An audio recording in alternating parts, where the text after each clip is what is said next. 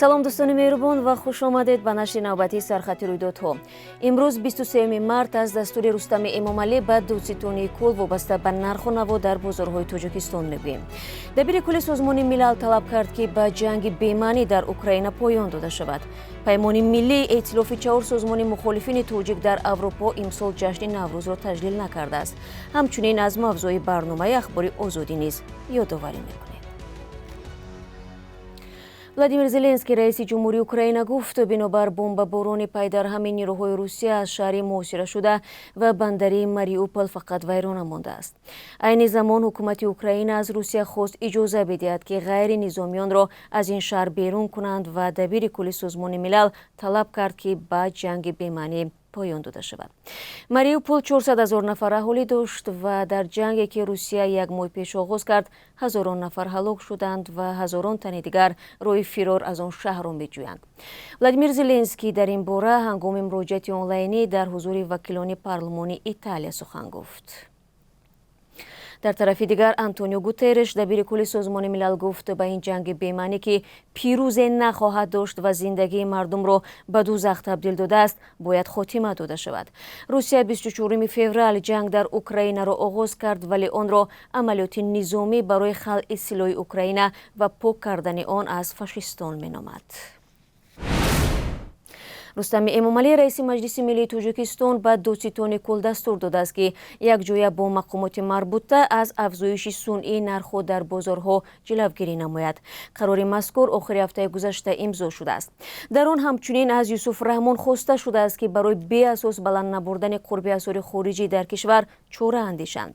2 ҳафта пеш дар пайи якбора болоравии қурби доллари амрикоӣ ва коҳиши арзиши сомонӣ дар бозорҳои Тоҷикистон на танҳо қимати маводи воридотӣ ба мисли орду, равғану шакар, балки маҳсулоти ватанӣ аз ҷумла картошкаву пиёз бо суръат боло рафт. Афзоиши қиматҳо пеш аз ҳама ба буҷаи хонаводаҳои камбизоат таъсири бад мерасонад.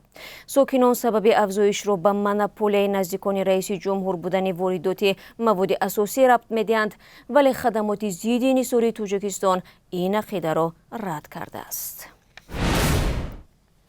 Баъди 12 соли баҳсу муколама бо Тоҷикистон, Кумитаи ҳуқуқи башари Созмони милал парвандаи марги шубҳабарангези як ҷавони тоҷикро баста эълон кард ки ба гуфтаи волидонаш бар асари шиканҷаи муфаттишон дар идораи милиса ҷон дод.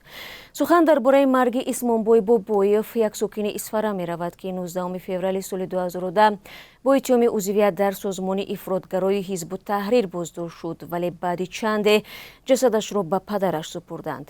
ҷузъиёти ин хабарро ҳамкоронам дар барномаи ахбор ба шумо пешниҳод мекунанд ки соати 17 ба вақти душанбе ва 15 ба вақти Москав пахш мешавад.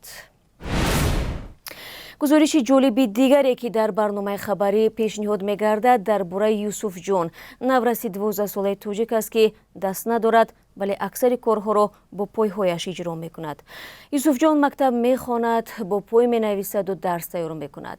Мегӯяд мехоҳад мустақил ва пойбанди касе набошад. ӯ ки маъюби гурӯҳи дуюм аст, ба қавли наздиконаш ҳамагӣ 283 сомонӣ нафақаи маъюбӣ мегирад ва аз дигар имтиёзҳо бархурдор нест.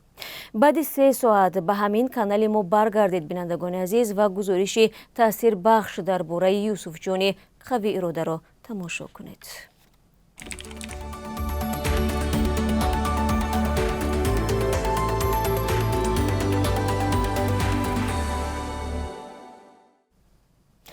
сархати рӯйдодҳост тақдими шумо. Русия мехоҳад барои содда кардани ҷараёни ҳуҷҷатгузории муҳоҷирон дар Тоҷикистон намояндагии хадамоти шиносномадиҳӣ ва раводиди вазорати корҳои дохилии Русияро боз кунад.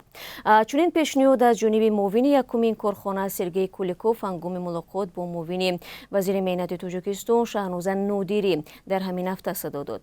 Ба таъкиди ин масъул, бо ифтитоҳи намояндагии хадамот дар Тоҷикистон 80% коргузорӣ ҳангоми таҳияи ҳуҷҷатҳо пеш аз оғози сафар анҷом шуда, муҳоҷирони тоҷик бе истифода аз миёнрав аз шароити кор ва музди меҳнати худ дар Русия огоҳ мешаванд.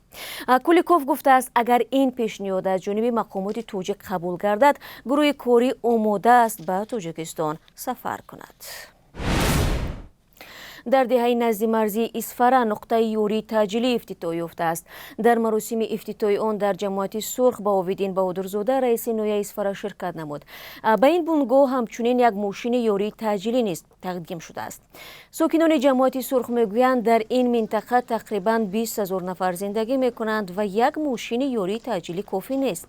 یادآور میشوم که این جماعت با قرقیزستان همسرد می باشد. آخر ماه ینور امسال میان مرزبانان تاجیک و قرقیز زد و خورد به عمل آمد. بر اثر مناقشه از جانب تاجیکستان 10 کس جراحت برداشتند که 6 نفرش نظامیان بودند. 2 شهروند تاجیکستان هم کشته شدند. پیمان ملی ائتلاف 4 سازمان مخالفین تاجیک در اروپا که فعالیتش در تاجیکستان ممنوع است، امسال جشن نوروز را تجلیل نکرده است. مسئولانش سبب چنین تصمیم را به کشته شدن چند نفر در ولایت مختار کوهستان بدخشان و جنگ روسیه در اوکراین پیوند دادند. پیمان ملی ماه سپتامبر سال 2018 در خارج تأسیس یافت. دادگاه عالی تاجیکستان سال 2019 آن را سازمان افراطگرا و تروریستی اعلام کرد، اما اعضای ائتلاف حلنامه را بی‌اساس خواندند. بینندگان عزیز، تفصیلات خبر در وبسایت azadi.org قابل دسترسی است. دوستان گرامی، اکنون برای شما در باره قربی رسمی اسیر خارجی در تاجیکستان اطلاع میدیم. همانگونه که بانک ملی در وبسایتش نشان داده است، امروز 23 مارد قربی روبل روسی اندکی بالا رفته 124 سومونی و 50 درهم میباشد. $1 13 سومونی و 96 درهم مقرر گردیده است. 1 یورو 14 سومونی و 28 درهم نقد دارد. بینندگان گرامی، یادتان نرود 3 ساعت بعد برنامه اخبار آزادی پیشنهاد شما میگردد. ملاقات آینده من با شما فردا در همین برنامه خواهد بود. خود را احتیاط کنید و خدا نگهدار.